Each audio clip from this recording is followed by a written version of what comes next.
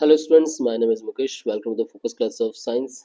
JEE Mains 2025 की series के अंदर आज स्टार्ट करेंगे प्रोबेबिलिटी के क्वेश्चन जो 2025 के अंदर पूछे गए हैं। ठीक है, जो मोस्ट इंपॉर्टेंट 5 क्वेश्चन जो है वो मैंने पिक किए हैं। क्वेश्चन नंबर जो फर्स्ट है वो है, two balls are selected at random one by one without replacement from a bag containing 4 white and 6 black balls. ठीक है, तो इसका मतलब है कि ये जो बैग है containing 4 white ball and 6 black balls. If the probability that the first ball selected is black and given that second ball is also black. अच्छा, इसका मतलब ये हुआ कि जो सेकंड बॉल की जो प्रोबेबिलिटी या जो केस है ना, ये आपको ऑलरेडी गिवन है। मतलब ये केस जो है ये आपका फिक्स है कि सेकंड बॉल जो है वो क्या होनी चाहिए आपकी, वो होनी चाहिए ब्लैक होनी चाहिए। बट फर्स्ट की प्रोबेबिलिटी निकालनी है कि वो भी ब्लैक हो, तो इसका मतलब ये है कि आपके पास में यहाँ पे दो सिचुएशन है। आइदर फर्स्ट बॉल जो है वो क्या हो सकती है, वो आपकी वाइट हो सकती है, और ये जो फर्स्ट बॉल है ये आपकी ब्लैक भी हो सकती है। ठीक है, कि सिचुएशन में तो दोनों केस पॉसिबल है, बट आपको प्रोबेबिलिटी किसकी फाइंड करनी है, इस ब्लैक की फाइंड करनी है, मतलब इस इवेंट की फाइंड करनी है, इवेंट नंबर 2 की। इवेंट नंबर 1 है वो हम ले रहे हैं कि पहली बॉल कौन सी निकली थी, that is a white ball निकली थी। ठीक है, तो इसका मतलब ये हो गया कि अगर मैं सिचुएशन को स्टिमुलेट करूँ तो मुझे समझ में आएगा कि प्रोबेबिलिटी ऑफ एनी इवेंट, जो सेकंड इवेंट हमें निकालना है, इसका मतलब ये हो जाएगा, there is a favourable outcomes divide by the total outcomes. अब फेवरेबल आउटकम्स किसका है हमारा, कि पहली बॉल ब्लैक है और दूसरी भी क्या होनी चाहिए, ब्लैक होनी चाहिए। इसका मतलब ये हो गया कि 6/10, ये तो फर्स्ट बॉल की ब्लैक होने की प्रोबेबिलिटी हो गई, मल्टीप्लाई बाय द 5/9।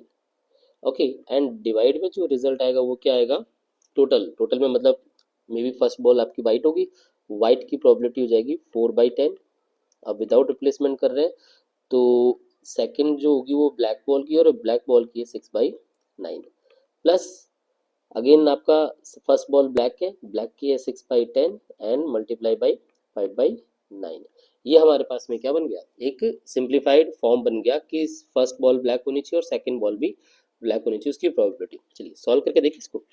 तो हमारे पास में जो रिजल्ट आ रहा है वो कितना आएगा, there is a 30/90 divide by, इसका एलसीएम जो होगा वो 90 होगा। दिस इज द 24 प्लस 30, ये कैंसिल आउट हो जाएगा एंड यू विल गेट 30/54। इसको थोड़ा सा और सिंप्लीफाई करें, देन यू विल गेट 5/9। ये हमारे पास रिजल्ट मिल गया। ठीक है, अब बात करते हैं कि क्वेश्चन में क्या बोला गया। क्वेश्चन में ये बोला गया कि इसकी जो प्रोबेबिलिटी है वो m/n है, जो कि हमें कितनी मिल गई, 5 और 9। मतलब m की वैल्यू मिल गई 5 और n की वैल्यू मिल गई 9।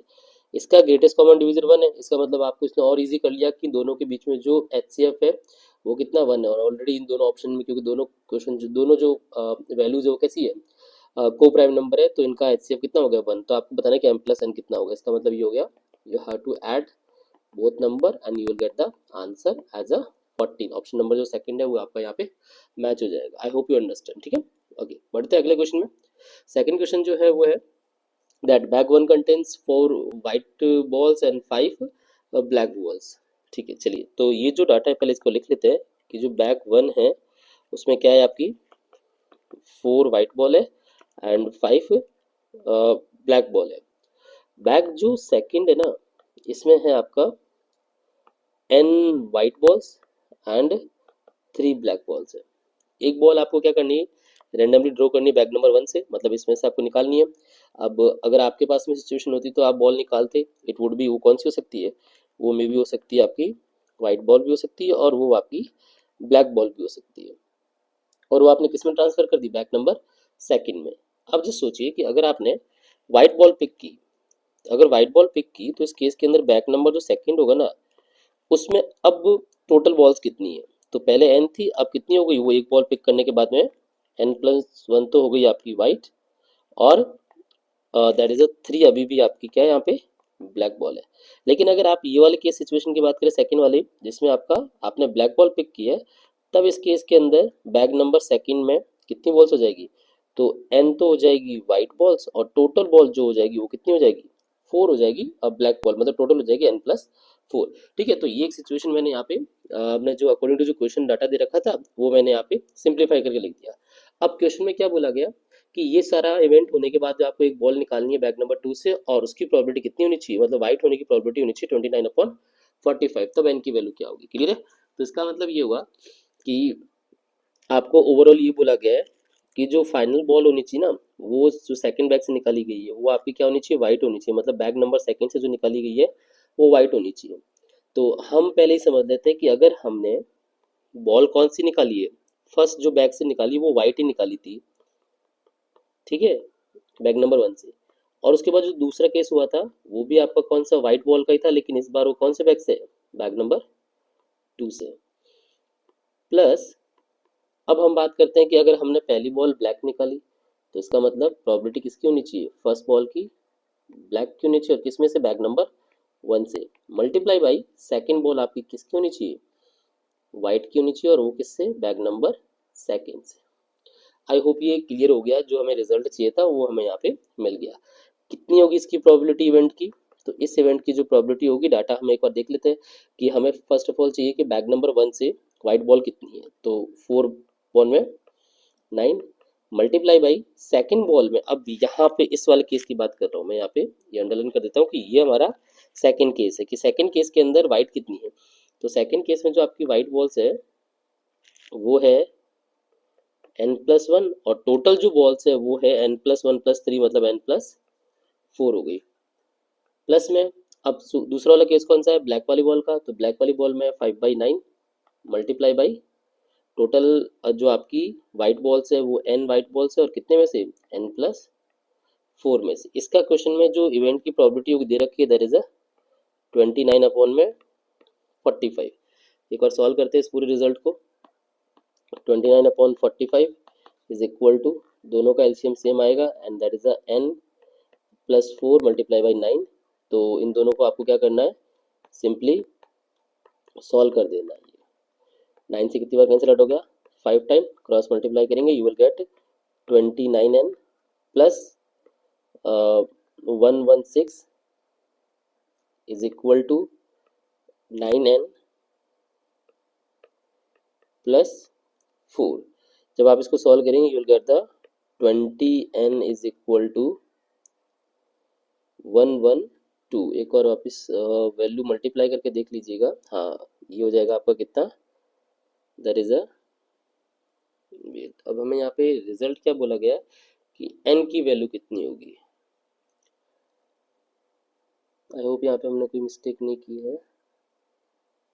There is result 9n+4 29n plus में 116 इज इक्वल टू, अच्छा ये हमें यहाँ पे 5 मल्टीप्लाई करना था, वेट, यहाँ पे 5 ये जो है ये मल्टीप्लाई होगा, देन इस केस के अंदर जो आपका रिजल्ट बनेगा वो बनेगा, दिस इज 29n, तो 29n plus 116 is equal to 45n plus में 20, then answer would be 16n is equal to 96। तो n की वैल्यू कितनी मिल जाएगी हमारे पास में, द आंसर वुड बी 6 हो जाएगा। क्लियर है ये, तो ऑप्शन नंबर जो फर्स्ट है वो आपका यहाँ पे मैच हो रहा है। क्लियर है, डन। चलिए आगे बढ़ते हैं क्वेश्चन नंबर थर्ड में। क्वेश्चन नंबर जो थर्ड है ये है आपका बेस थ्योरम का क्वेश्चन है। बेस थ्योरम क्या होती है पहले मैं आपको थोड़ा सा क्लियर कर देता हूँ कि आपके पास में इवेंट्स गिवन होते हैं, there are number of events. जैसे इस क्वेश्चन में कितने इवेंट्स गिवन है, 3 इवेंट्स गिवन है कि बैग नंबर 1 को चूज करो, बैग नंबर सेकंड को और बैग नंबर थर्ड को। फिर उसके बाद आपको एक रिजल्ट गिवन होगा, वो रिजल्ट जो है वो आपको गिवन रहेगा, एंड रिवर्स प्रोबेबिलिटी बतानी है कि वो रिजल्ट जो है वो किस इवेंट में से आया है ये वाला। ठीक है, तो यही सेम क्वेश्चन जो है वो इसके अंदर भी दे रखा है कि there are the 3 bags, bag number 1, ये बैग नंबर 1 है, bag number 2 and bag number 3। सबसे पहले तो बात करते हैं कि बैग नंबर 1 की चूज करने की प्रोबेबिलिटी कितनी है। तो अगर मैं बैग नंबर 1 की बात करता हूँ, इवेंट नंबर 1 की, तो इसका मतलब है 3 में से आपको एक बैग चूज करना है, 1/3। सेकंड बैग की भी कितनी हो जाएगी, 1/3, एंड जो थर्ड बैग है इसकी प्रोबेबिलिटी कितनी हो जाएगी, 1/3। ये दोनों तीनों प्रॉपर्टी इक्वल हो गई, ठीक है। अब आपको बैग नंबर 1 में कितनी बॉल्स दे रखी है, 6 वाइट है एंड 4 ब्लू बॉल्स है। बैग नंबर सेकंड की मैं अगर बात करूं तो यहाँ दे रखा है 4 वाइट बॉल्स है एंड 6 ब्लू बॉल्स है। Bag number third 5 white balls and 5 blue balls दे रखी है। क्लियर है। रिजल्ट क्या गिवन है, रिजल्ट गिवन है कि आपको इसमें से एक बॉल निकालनी है बैग में से और उसको बॉल को एक बैग चूज करना है, इसके बाद बॉल रोल करनी है और बॉल कैसी होनी चाहिए, व्हाइट बॉल होनी चाहिए। इसका मतलब जो रिजल्ट है वो हमारे पास क्या है कि गिवन जो बॉल है वो कैसी होनी चाहिए, व्हाइट बॉल होनी चाहिए। तो पहले हम चेक करते हैं कि अगर हमें ये डाटा गिवन है कि बॉल आपकी कैसी है, व्हाइट है, तो अगर बॉल आपके पास में व्हाइट है इसका मतलब रिजल्ट आपको गिवन है और वो अगर बैग नंबर फर्स्ट से हो तो क्या प्रॉबिलिटी हो सकती है, तो वो प्रॉबिलिटी हो सकती है कि बैग नंबर 1 में 6 वाइट थी और टोटल बॉल कितनी थी, 10। ऐसे ही अगर आपको ये गिवन है कि बॉल तो आपके पास में व्हाइट है और बैग नंबर किससे है, सेकंड से। ओके वेट, यहाँ पे रिवर्स प्रोबेबिलिटी फाइंड करनी है हमें, तो इसका मतलब है कि आपको इसको ऐसे लिखना पड़ेगा कि आपको पहले वाला गिवन है बैग, बैग नंबर 1 गिवन है और उसमें से आपको रिजल्ट मतलब व्हाइट बॉल फाइंड करनी है, तो उसकी प्रोबेबिलिटी कितनी हो जाएगी, 6/10। जो दूसरा केस है वो हो जाएगा R/E2, मतलब सेकंड बैग में से, तो सेकंड बैग में से हो जाएगी आपकी 4/10 और जो थर्ड बैग है उससे जो रिजल्ट आएगा वो कितना आ जाएगा, दैट इज अ 5/10 मतलब 1/2 आ जाएगा। तो ये हमने क्या कर दी, इंडिविजुअली सबकी प्रोबेबिलिटी निकाल दी। अब आपसे बोला गया कि जो आपने बॉल निकाली हो किस में से होनी चाहिए, बैग नंबर सेकंड में से होनी चाहिए। इसका मतलब ये है कि आपको ओवरऑल ये बोल दिया गया वो कि आपको ये तो गिवन है कि रिजल्ट आपका व्हाइट बॉल का है, लेकिन वो किससे होना चाहिए, बैग नंबर सेकंड मतलब इवेंट नंबर 2 से होना चाहिए। तो इवेंट नंबर अगर ये 2 से हैं तो इसका मतलब इसका फॉर्मूला क्या बन जाएगा, फेवरेबल आउटकम्स। फेवरेबल आउटकम्स में हो जाएगा P(E1) मल्टीप्लाई बाई R/E1 और डिवाइड में जो है ना वो कौन सा रिजल्ट आएगा, टोटल रिजल्ट आएगा, मतलब इवेंट नंबर, अच्छा इवेंट नंबर सेकंड का आउटकम है तो सेकंड यहाँ पे आएगा, यहाँ पे हो जाएगा P(E1) P R/E1 plus P(E2) multiply by P R/E2 and plus P(E3) third event multiply by R/E3, ठीक है। अब वैल्यूज पुट करते हैं हम एक बार, तो इसका जो इवेंट का प्रोबेबिलिटी होगा वो कितना आ जाएगा, यहाँ पे हमें इवेंट E2 दे रखा है 1/3 और जो R/E2 आया वो आया 4/10। टोटल डिवाइड में क्या हो जाएगा, that is a 1/3 into 6/10 plus 1/3 into 4/10 plus 1/3 into 1/2। तो जो रिजल्ट आएगा वो कितना होगा, दैट इज अ 4/30 और जो नीचे एलसीएम होगा वो भी कितना हो जाएगा, 30। तो that is a 6 plus 4 plus 5, ये तो कैंसिल आउट हो जाएगा and the your answer would be 4/15 जो है वो आपका लास्ट रिजल्ट आ जाएगा, ठीक है। तो ऑप्शन नंबर फर्स्ट जो है इसके अंदर यहाँ पे सेटिस्फाई हो रहा है। चलिए अगले क्वेश्चन पे बढ़ते हैं। क्वेश्चन नंबर फोर्थ है कि if a and b are two event such that p a union b, sorry a intersection b, वो कितना दे रखा है 0.1 और ये जो पी ए स्लैश बी और बी स्लैश ए है ना ये इस इक्वेशन के रूट्स हैं। इसका मतलब ये हो गया कि आपको पहले तो ये जो गिवन क्वाड्रेटिक इक्वेशन है ना इसको सॉल्व कर लीजिए आप, इसके फैक्टर बना लीजिए। तो इसके जो फैक्टर बनेंगे वो बनेंगे that is a x minus 1/3, एक फैक्टर तो ये बन जाएगा। इसको ऐसे लिखिएगा, वैल्यूज की फॉर्म में लिखना है, तो ये हो जाएगा हमारा that is a 4x minus 1 multiply by 3x minus 1, ठीक है। तो यहाँ से एक x की वैल्यू आएगी 1/4 और एक x की वैल्यू आएगी 1/3। अब ये जो x है ना, ये जो रिजल्ट मिला है हमारा, ये किसका रिजल्ट है, that is a p a slash b का। और ये जो दूसरा रिजल्ट मिला है ये किसका रिजल्ट मिल गया, पी बी स्लैश ए का। क्लियर है, क्योंकि दोनों के ये दोनों क्या इसके रूट्स थे। तो अगर मैं यहाँ पे फॉर्मूला अप्लाई करूँ कंडीशनल प्रोबेबिलिटी का तो वो क्या होता है, a slash b is equal to p a intersection b divide by p b. Values क्या गिवन है यहाँ पे हमारे पास में, ए इंटरसेक्शन बी जो है वो हम डिटरमाइन कर सकते हैं, पी भी जो डिटरमाइन कर सकते हैं, क्योंकि ये जो वैल्यू आई कितनी आई 1/4 आई है, this is a 0.1 and this is the p b. तो यहाँ से जो प्रोबेबिलिटी ऑफ बी मिलेगी वो कितनी मिल जाएगी, दैट इज द 0.4। ऐसे ही आप दूसरी वैल्यू भी डिटरमाइन कर सकते हैं बाय यूजिंग b/a। ये कितना हो जाएगा, a intersection b divide by p A, this is the 1/3 0.1 and P A. तो यहाँ से प्रोबेबिलिटी ऑफ इवेंट ए की जो होगी वो कितनी मिलेगी, 0.3 मिलेगी। अब आपके पास क्या क्या डाटा गिवन है, आपको ए इंटरसेक्शन भी दे रखा है, पी बी भी मिल गया और पी ए भी मिल गया।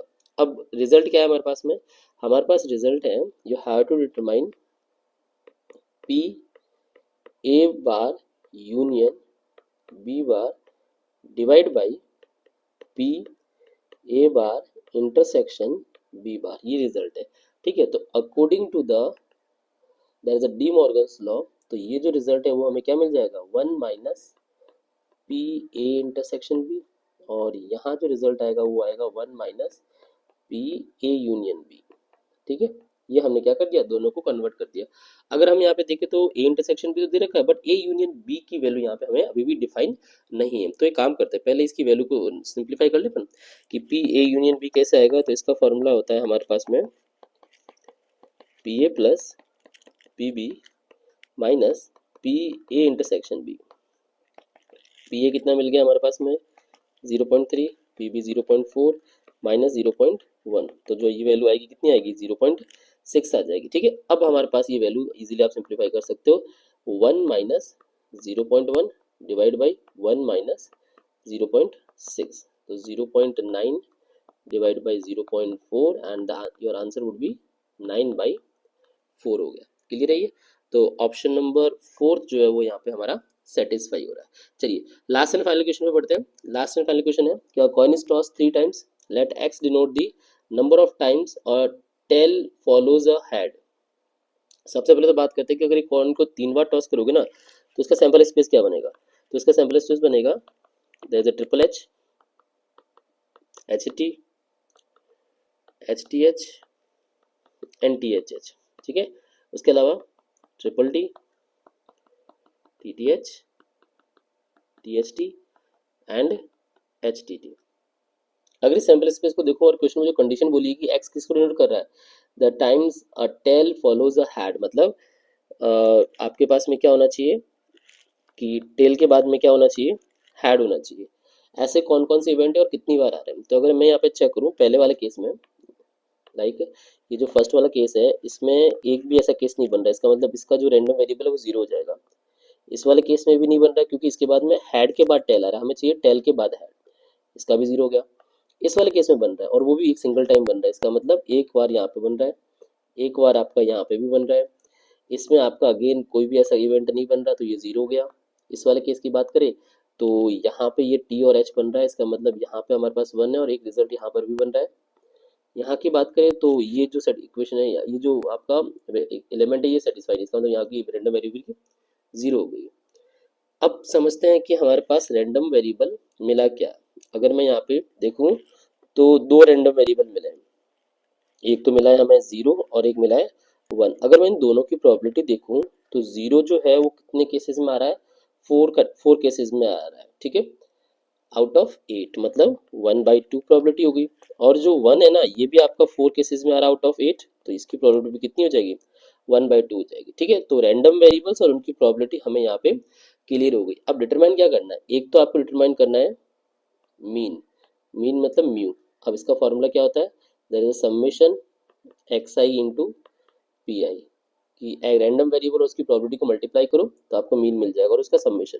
तो अगर मैं चेक करूँ तो यहाँ पे हो जाएगा 0 इंटू 1/2 प्लस 1 इंटू 1/2, तो यहाँ से जो मीन का रिजल्ट आएगा वो मेरा कितना आएगा, 1/2 आ जाएगा।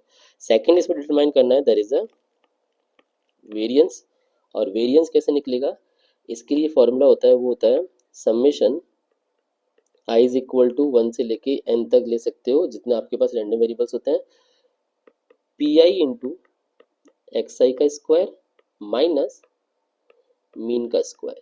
ठीक है, तो इसमें वैल्यू पुट करें एक बार, तो पहला क्या हो जाएगा फर्स्ट प्रोबेबिलिटी 1/2 है किसकी, रैंडम वेरिएबल 0 था, उसका स्क्वायर भी 0 होगा। सेकेंड 1/2 1 का स्क्वायर माइनस 1/2 का स्क्वायर 1/4। तो जो आंसर वेरिएंस का मिलेगा जिसको हमें सिग्मा से डिनोट करना है वो क्या मिलेगा, वो मिलेगा हमें 1/2 minus 1/4 and this is the 1/4 हो गया। क्लियर है। अब फाइन क्या करें, हमें फाइन करना है 64 mu plus sigma square. 64 mu plus sigma square 64 हो जाएगा, म्यू की वैल्यू 1/2 आई है और सिग्मा स्क्वायर मतलब आपका हो जाएगा 1/16 हो गया। क्लियर है ये। अब एलसीएम लेके इसको सॉल्व करें पूरा, कितना आ जाएगा रिजल्ट हमारे पास में 64, ये हो जाएगा एलसीएम 16, देयर इज अ 8 + 1 मतलब 9, 16 से कितनी बार कैंसिल आउट हो गया 4 time and the answer would be 36। एक बार चेक कर लेते हैं कि ऑप्शन में हमारे पास है क्या वैल्यूज। 36 तो नहीं, मे भी शायद हमने यहाँ पे फिर कोई मिस्टेक कर दी है। There is a mu plus sigma square, sigma square की जो वैल्यू आई है वो आई है हमारे पास में 1/4, एलसीएम 16 हो गया, 8 + 1 9, यहाँ तो कोई मिस्टेक नहीं है हमारे।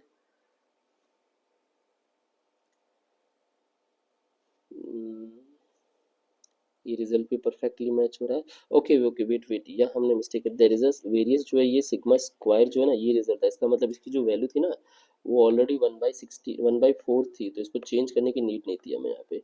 ठीक है, तो एक बार मैं ये यहाँ पे चेंज कर देता हूँ इस रिजल्ट को, तो ये हो जाएगा आपका 1/4 64, this is a 3/4, cancel out होगा 16 टाइम, 16 3 से जो है वो हो जाएगा आपका 48। ठीक है डन। तो ऑप्शन नंबर 4 जो है वो यहाँ पे सेटिस्फाई हो रहा है। तो ये कुछ अच्छे क्वेश्चन जो 2025 के प्रोबेबिलिटी वाले पोर्शन से आए थे जो आज हमने डिस्कस किए हैं। नेक्स्ट क्लास में कुछ और बेहतरीन क्वेश्चन लेंगे अदर टॉपिक्स के। आई होप यू अंडरस्टैंड, चीज़ें समझ में आई होगी। ऐसे कुछ और क्वेश्चन आप पिक कीजिए, इनको सॉल्व कीजिएगा। चलिए, थैंक यू सो मच।